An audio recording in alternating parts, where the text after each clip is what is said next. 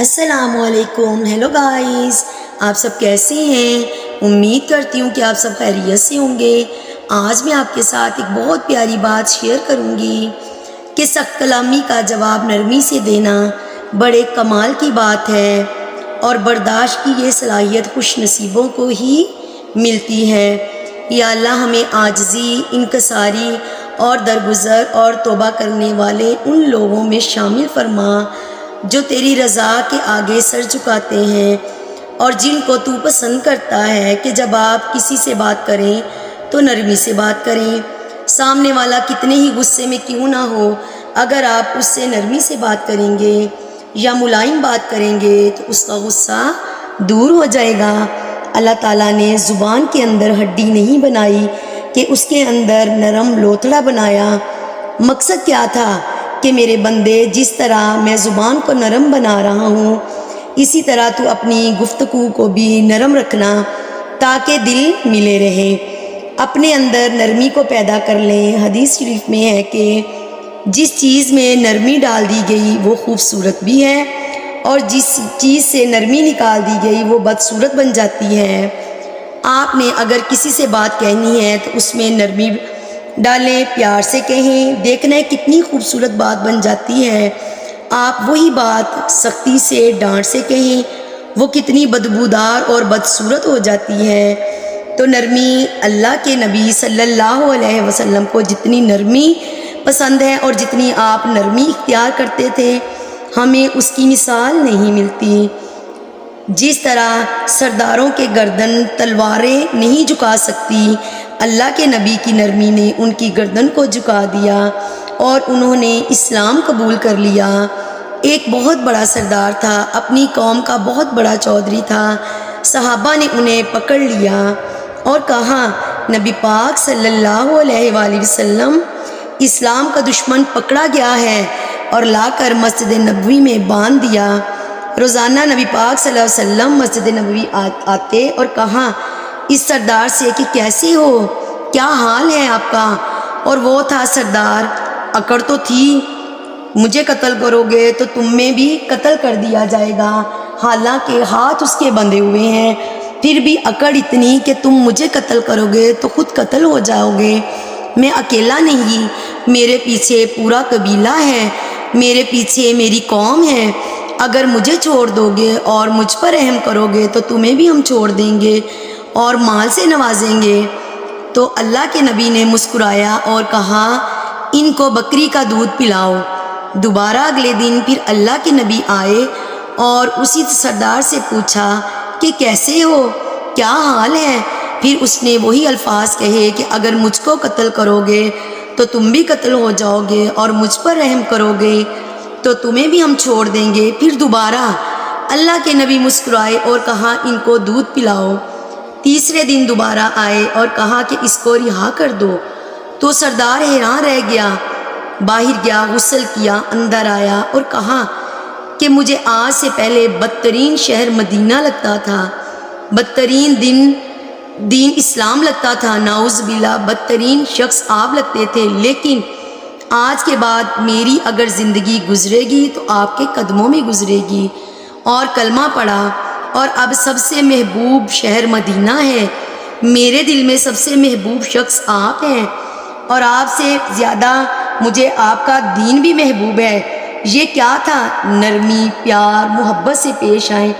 تو جس شخص میں نرمی نہیں وہ خیر سے محروم کر دیا گیا. ایک صحابی تھے، اللہ کے نبی صلی اللہ علیہ وآلہ وسلم نے فرمایا کہ آپ میں دو خصوصیات ہیں. وہ صحابی تو بڑے خوش ہو گئے کہ یہ بات اللہ کے نبی نے کہہ دی ہے. جو کام نرمی کروا سکتی ہے وہ کام سختی نہیں کروا سکتی. نرمی سے آپ دوسروں کے دل جیت لیتے ہیں. تو انسان میں نرمی اس لیول کی ہونی چاہیے کہ اگلا بندہ نرمی سے آپ سے بات کرے، اس کی مہک، اس کی خوشبو خود بھی نرم ہو جائے اور آپ بھی. جیسے ہمارے نبی صلی اللہ علیہ وآلہ وسلم تھے، ویسے تو آپ صلی اللہ علیہ وسلم بہت ایکٹیو تھے، لیکن لوگوں کے ساتھ آپ کی ڈیلنگ نرم ترین تھی. اپنی بیویوں کے ساتھ وہ کتنے نرم تھے اور ان کے ساتھ ہنسی مذاق بھی کرتے تھے. اللہ کے نبی صلی اللہ علیہ وآلہ وسلم کو جب تیز بخار تھا تو حضرت عائشہ صدیقہ رضی اللہ تعالیٰ عنہ کو ایسے پٹیاں کر رہی تھی، تو حضرت عائشہ صدیقہ رضی اللہ تعالیٰ عنہ کو بھی بخار تھا، سر درد تھا۔ حضرت عائشہ نے کہا ہائے میرا سر، تو مذاق میں کہنے لگے کہ اگر آپ مجھ سے پہلے فوت ہو گئیں تو آپ کا کیا جائے گا، آپ کا جنازہ پڑھانے والا میں، آپ تو خوش ہو جائیں اور آپ کو خوش ہونا چاہیے۔ اب حضرت عائشہ نے آگے سے کیا جواب دیا، کہا ہاں آپ تو چاہتے ہیں کہ میں مر جاؤں تاکہ آپ اپنی دوسری بیویوں کو ٹائم دیں۔ اب دیکھیں یہ باتیں کہاں ہو رہی ہیں، بیماری کی حالت میں ہم تو پریشان ہو جاتے ہیں، عجیب غریب باتیں کرتے ہیں یا باتیں کرنا ہی بھول جاتے ہیں، لوگ بجھ جاتے ہیں۔ ہمارے نبی صلی اللہ علیہ وآلہ وسلم بیماری کی حالت میں بھی اپنی بیوی کے ساتھ مذاق کر رہے ہیں۔ یہ زندہ دلی کی نشانی ہوتی ہے، اس لیے بہادر تو بننا چاہیے اور مذاق کرتے رہنا چاہیے۔ اور جو شخص دل کی نرمی سے محروم ہو گیا وہ کل کے کل خیر سے محروم ہو گیا، اور کسی کو دکھ میں دیکھو اور اس کا مداوع نہ کر سکو، پھر تم چاہے محدث ہو، عابد ہو، مفسر ہو، زاہد ہو، نیک نہیں ہو سکتے۔ اگر ہمدردی نہیں، کسی کو دکھ میں دیکھ کر دل نرم نہیں ہوا اور اس کی مدد نہیں کرتے تو تم کل خیر سے محروم ہو۔ پڑھتے جاؤ نمازیں اور تہجدیں، کچھ حاصل نہیں ہوگا۔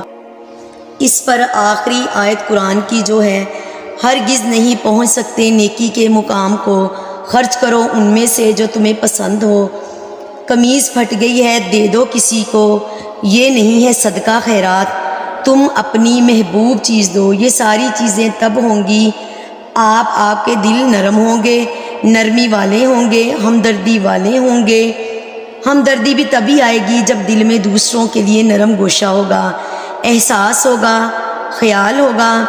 اور یہاں مدد اگلے محلے ہو رہی ہے اور قریبی سگے بھائی کے بچے اور بیوہ موجود ہیں، ان کی مدد نہیں ہو رہی اور نہ ہی ان کے لیے دل میں نرمی ہے، تو ایسی نیکی کا کیا فائدہ؟ تو رشتہ دار یہ کرتے ہیں، وہ کرتے ہیں، تو اگر اللہ کے لیے یہ کام کرنے ہیں کہ میرا رب راضی ہو تو اپنے دل کو نرم کرو اور ایسے جذبات کو کچل دو اور نرمی والا معاملہ اختیار کرو۔ آپ اپنے دل کو نرم کرو اور سختی کو قریب مت آنے دو۔ آپ نرمی کے ساتھ ہر کسی کا دل جیت سکتے ہو، تو اپنے اندر والے عمل کو ضائع مت کریں، اپنے آپ میں سدھار لائیں، نرمی پیدا کریں اور لوگوں کے ساتھ حسن سلوک سے پیش آئیں۔ تو دیکھیں اللہ کی ذات پاک کیسے آپ کے اعمال میں نیکیوں کا اضافہ کرے گی۔ یہ جذباتی باتیں ہیں، ایسی چیز کے حدیث میں آتا ہے، فرمایا نرمی اور تحمل اور بردباری جب بھی کسی کام میں ہو نا تو اس چیز کو خوبصورت بنا دیتی ہے۔ جیسے کہ آپ نے کسی چیز کے اوپر پیکنگ کر دی گئی ہو، اب وہ چیز اچھی لگنے لگ گئی، تو آپ صلی اللہ علیہ وسلم نے فرمایا گویا کہ وہ چیز اگر بری بھی ہو تو پیکنگ کے ساتھ خوبصورت ہو جاتی ہے، اتنی بری لگ نہیں رہی کیونکہ آپ نے پیکنگ کے ساتھ تمیز کے ساتھ پیش کی ہے۔ جیسے آپ کسی کو غلط بات سمجھانا چاہ رہے ہو، اگر تمیز سے سمجھاؤ گے تو وہ تب بھی سمجھ جائے گا۔ اپنے اخلاق زبان کو نرم اور نرمی والا بنا لو اور نرمی اختیار کر لو، کیونکہ نرمی والا انسان اللہ اور اس کے رسول کو پسند ہے۔ نبی پاک صلی اللہ علیہ وآلہ وسلم نے فرمایا جب بھی کسی چیز میں نرمی اخلاق آتے ہیں تو وہ چیز کیا ہو جاتی ہے؟ خوبصورت۔ اور جب کسی چیز کی نرمی نکال دی جاتی ہے تو کتنی ہی پسندیدہ چیز ہو، کتنی ہی اچھی چیز ہو، وہ کیا ہو جاتی ہے؟ بیکار ہو جاتی ہے۔ جب کسی کو نصیحت کرنے لگو کہ کسی کو کسی کی غلطی پر لوگ نصیحت کر رہے ہوں تو بہت دفعہ سوچنا پڑتا ہے۔ دنیا میں انسان کو سب سے زیادہ اپنی عزت پیاری ہوتی ہے، جب آپ اس کو کسی برائی کرنے والے کے سامنے لاتے ہو تو اس کو محسوس ہوتا ہے کہ میری بے عزتی ہو رہی ہے اور فوراً طیش میں غصے میں آتا ہے، اور جتنا زیادہ قابل عزت ہوگا اس کو غصہ بھی اتنا ہی زیادہ آئے گا کیونکہ اس کی بے عزتی زیادہ ہو رہی ہے۔ اسی طرح باپ عموماً اپنے بیٹے کی برائی باہر کرتا پھرتا ہے، دوسروں کے سامنے کرتا ہے، کہ میرا بیٹا ایسا ہے، میرا بیٹا ویسا ہے۔ اس سے باپ کو نہیں پتہ کہ بیٹے کے دل میں میرے خلاف شیطان کیسے جذبات بھڑکائے گا، کیونکہ لوگ کہتے ہیں کہ یار یہ آدمی اپنے گھر میں اپنے باپ کے ساتھ ٹھیک نہیں ہے تو اس سے بیٹے کی عزت ختم۔ بیٹا گیا ہاتھ سے اور بیٹا کہتا ہے کہ کیا منہ دکھاؤں گا معاشرے میں کہ میرا باپ میرے بارے میں ایسا کہہ رہا ہے کہ یہ ایسا ہے ویسا ہے۔ تو باپ کو بھی تو سوچنا چاہیے کہ تو اپنے بیٹے کو آرام سے بند کمرے میں نرمی والا طریقہ اختیار کر کے سمجھائے، اس کے ساتھ سختی سے نہیں نرمی سے بات کرے۔ دنیا کے سامنے کیوں باتیں کرتے پھر رہے ہیں؟ اور کچھ مائیں بھی بیٹی کے بارے میں یہ معاملہ کر رہی ہیں اور بہو کے بارے میں ساس بھی اس قسم کی باتیں کر رہی ہے۔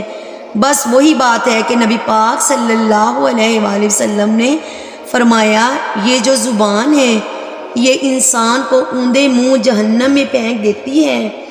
تو زبان استعمال کرنے سے پہلے آدمی 100 دفعہ سوچے کہ اس کا رزلٹ کیا نکلے گا۔ کیا اسلام میں اصل کیا ہے؟ خاموشی ہے۔ تو بس اپنی زبان کو میٹھا کر لیں، نرم کر لیں اور سختی چھوڑ دیں۔ جو بات آپ پیار سے منوا سکتے ہیں، سختی سے نہیں، تو آج سے ہی اپنے اندر نرمی والا جذبہ پیدا کریں۔ اجازت چاہوں گی، دعاؤں میں یاد رکھیے گا۔ پلیز میرے چینل کو سبسکرائب، لائک اور شیئر ضرور کریں تاکہ میرا چینل گرو کر سکے۔ اللہ حافظ۔